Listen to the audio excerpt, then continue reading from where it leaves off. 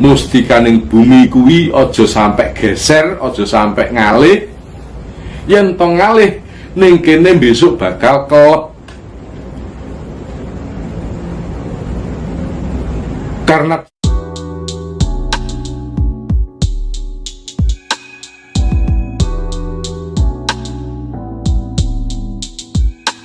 sejarah Indonesia, terutama kepemimpinan Romo Presiden, mulai dari Pak Karno sampai terakhir Pak Jokowi yang sekarang, itu kan semuanya rata-rata dan mayoritas orang Jawa. Ada apa Romo dengan Pulau Jawa? Semua pemimpin kita itu dari orang Jawa. Berarti wah itu keprabon itu kan ada di Pulau Jawa Romo. Ya, karena kita ada di Pulau Jawa, maka yang berhak menduduki tahta kepemimpinan adalah orang Jawa. Jika bukan orang Jawa, apa tidak bisa? Bisa saja, tapi akan membawa suatu pertanda yang tidak enak, membawa suatu yang tidak enak. Apa itu? Akan terjadi peralihan dan pergolaan. Maka ya tetap orang Jawa. Dan mengapa kok selalu Jawa? Ya Jawa itu adiluhung. Jawa ini adalah bayangan surga. Gimana tidak bayangan surga? Jika kita mendengarkan dawuh-dawuh para ulama besar, para kiai, menyebutkan bahwasanya di surga itu segalanya serba ada, apa-apa tinggal ada. Nah, Indonesia, apa Pulau Jawa apa tidak seperti itu? Pulau Jawa ini, bahkan batang kayu kamu lempar bisa kamu makan, menjadi sumber makan. Ayo, coba potong itu batang ketela, kamu lemparkan, akhirnya akan tumbuh, dan tumbuhan itu bisa kamu makan, bisa kamu nikmati. Segala sesuatu tersedia dengan sendirinya. Coba ikan di laut, ikan di kali itu sampan pernah nanem? Selalu ada, tersedia kan? Emas yang digali bertahun-tahun di salah satu pulau, tidak ada habisnya itu. Apa ada yang menanam? Bukankah itu segala serba ada? Inilah yang disebut surga. Tentang nikmatnya di surga itu dilayani beberapa bidadari. Bagi penjenengan yang sudah menikah, coba apa kurang bagaimana bidadari yang ada di rumah penjenengan?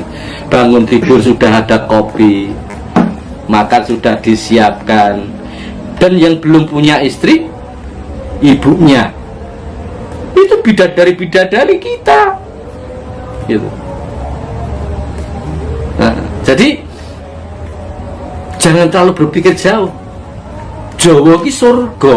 No. Maka pertanyaan penjelasan sudah terjawab. Mengapa kok Jawa? Lah Jawa ki swargane dunya kok. Apapun yang penjelasan indah itu ada.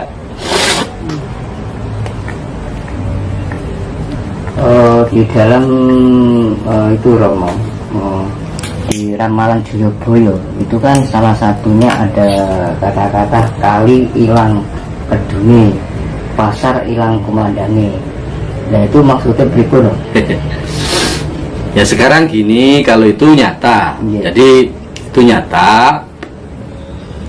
Sekarang kita menemukan kan saluran air, tapi di mana kita mendapatkan danaunya? Nggak ada.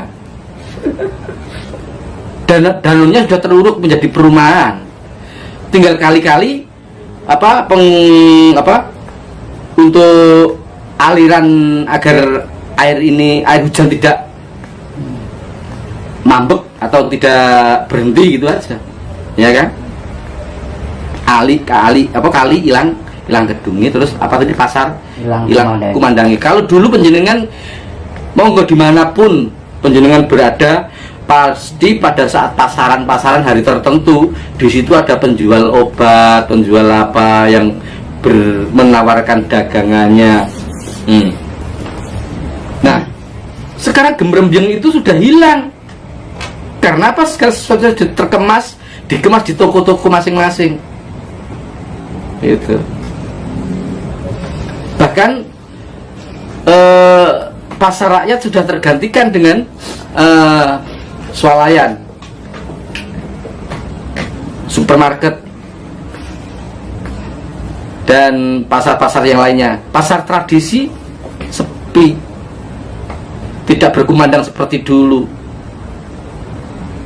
Wah, rame dulu. Kalau mungkin hanya sekarang itu masih ada kalau penjenengan jalan-jalan di Solo ya, di Solo atau tepatnya di Pasar Klewer, itu ada masih di speaker itu disuarakan itu.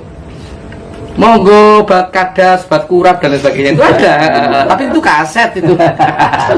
Iya, itu ada. Jadi dulu setiap pasar pasti ada penjual yang menawarkan dagangannya seperti sekarang tidak.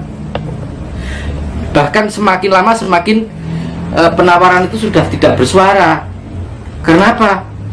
Cukup lewat HP. Golek pencari apa saja ada. Gitu kan? Pedagang-pedagang onlinean itu tinggal tekan mau apa, COD apa.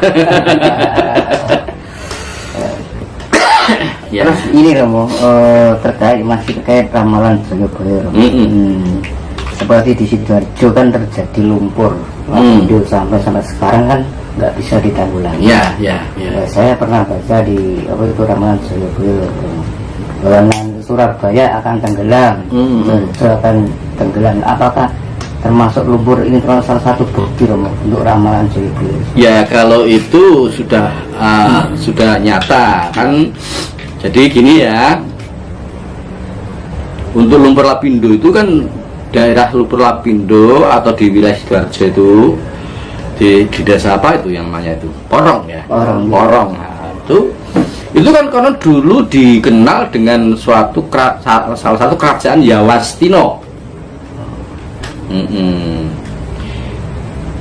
Jadi di Porong itu dulu ada kerajaan besar bernama Yawastino.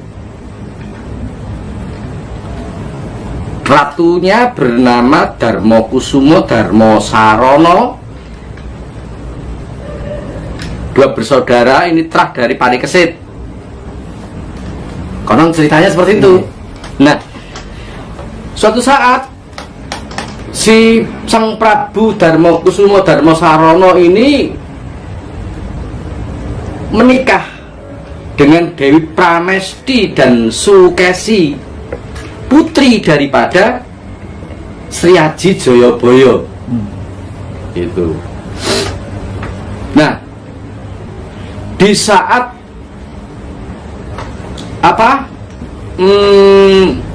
sedang menikmati bulan madu, ternyata Yawastino itu diserang musuh,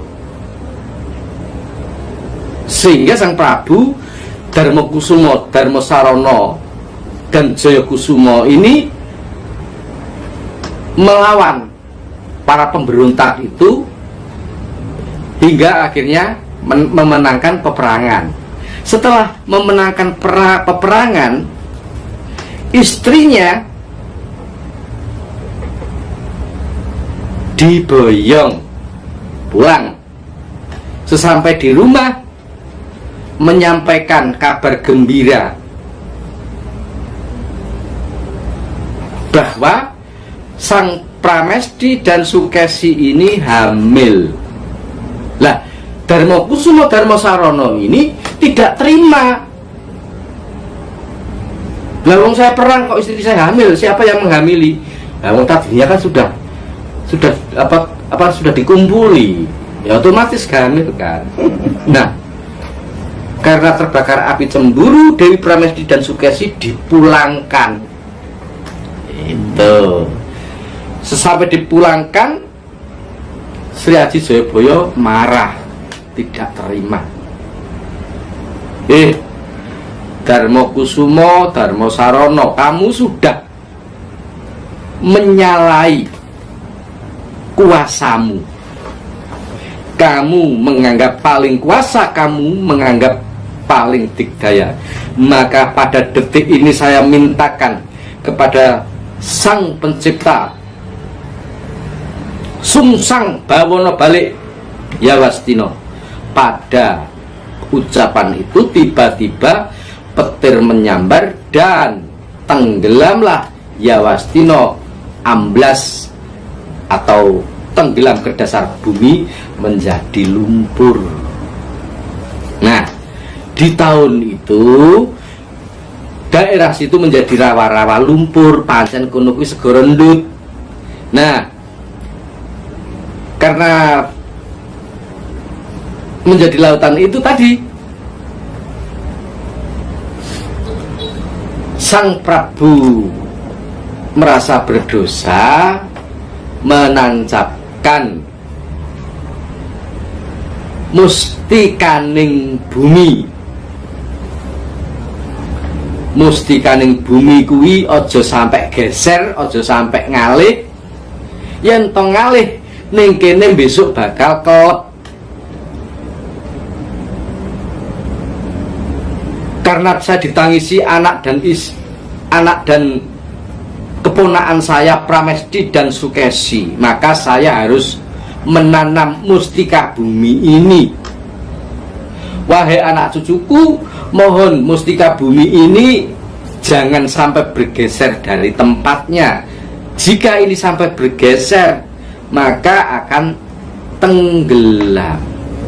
Nah, setelah ditanami mustika bumi ini, tempat itu menjadi padat kembali, menjadi rata kembali. Tapi wasiat tadi, mustika bumi jangan sampai bergeser. Nah, karena ulah keserakahan manusia yang ingin menguasai isi bumi tanpa dicari di mana harusnya menancapkan bur. Nah, mungkin di situ letak